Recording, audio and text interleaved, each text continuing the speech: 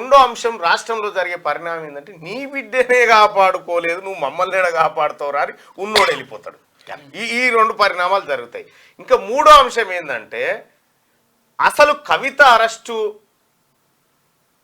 ఎందుకు ఆతృత, ఈ కరెక్ట్గా ఎన్నికల నోటిఫికేషన్ వచ్చే ముంగట మాకు బీఆర్ఎస్కు సంబంధం లేదని నిరూపించుకోవడానికి చేసినటువంటి పరీక్షనా, లేకపోతే ప్రజలంతా ఇప్పుడు రియాక్ట్ అవుతూ ఉంటారు. చాలా మందికి ఎట్లుంటే ప్రెషర్ గ్రూపు భావోద్రేగాలు ఉంటాయి, ఎస్ అనేటువంటి ఒక ఆలోచన ఉంటుంది. అయితే విఘ్నులు ఏం చేస్తారంటే దీని వెనకాల మతలాబైంది అనేది ఆలోచిస్తూ ఉంటారు. అయితే ఈ ప్రెషర్ గ్రూప్ ఓట్లు కనుక చేసిండా లేదా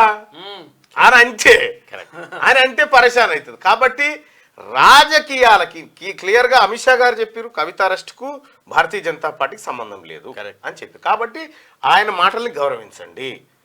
ఆయన మాటల్ని గౌరవించి అసలు భారతీయ జనతా పార్టీకి కవిత అరెస్టుకు సంబంధం లేదని మీరు గ్రహించి రాష్ట్ర ఎన్నికలను ఈ రాష్ట్రంలో జరిగే ఎన్నికలుగా చూడండి.